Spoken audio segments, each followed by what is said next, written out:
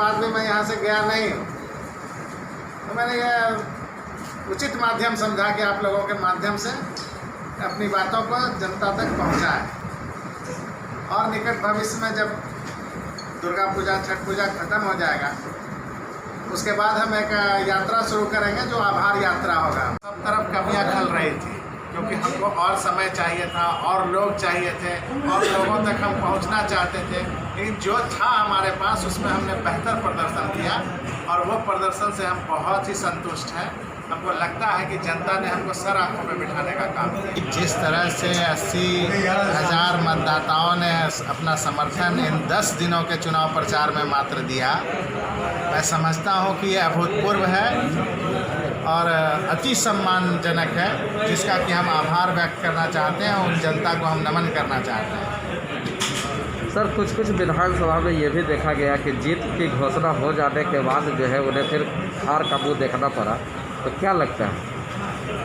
लोकतंत्र का हरण लगातार इस राज्य में हो रहा है और लोकतंत्र के हरण के दरमियान हम लोग हर बात को उठाते रहे, लेकिन निजी स्तर पर संकलित करके अगर हम बात करें तो पूरी तरह से आज के इस लोकतंत्र में बीजेपी बेईमानी पर उतार है।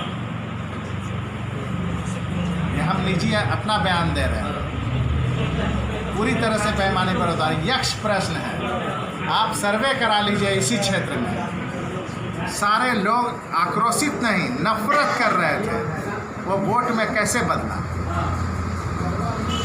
बगल का क्षेत्र है कुम्हरार, जहां 35% वोटिंग हुआ, वहां बीजेपी जीत गई क्योंकि कम वोटिंग हुआ। यहाँ 52% हुई, बीजेपी जीत गई क्योंकि यहाँ ज़्यादा वोटिंग हुआ। 66 वार्ड में चले जाइए, 69 वार्ड में चले जाइए, जो उनके मतदाता थे निकले नहीं, लेकिन वोट हमारा कम हो गया।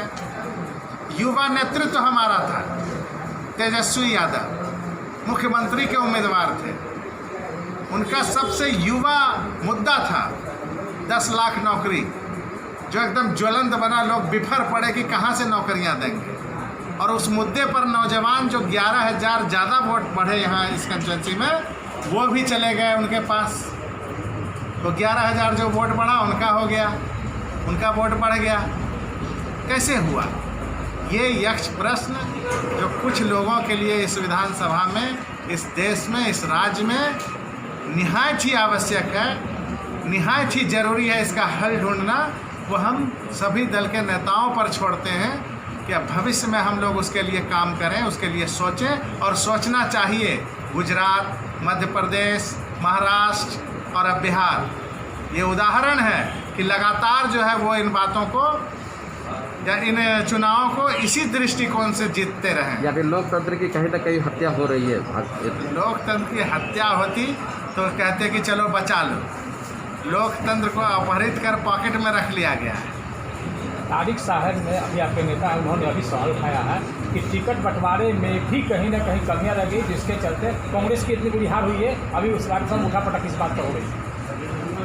शकील-उल-जमां भी तमाम लोग बोले। तारिक अनवर साहब, शकील-उल-जमां साहब बड़े नेता हैं पार्टी के, वो लोग विस्तार से अपना बयान देने में सक्षम हैं, हम उनके बयान पर कोई टिप्पणी नहीं। अगर अपना विचार रख रहे हैं तो उस पर पार्टी को ही निर्णय करना है, आलाकमान को ही निर्णय करना है।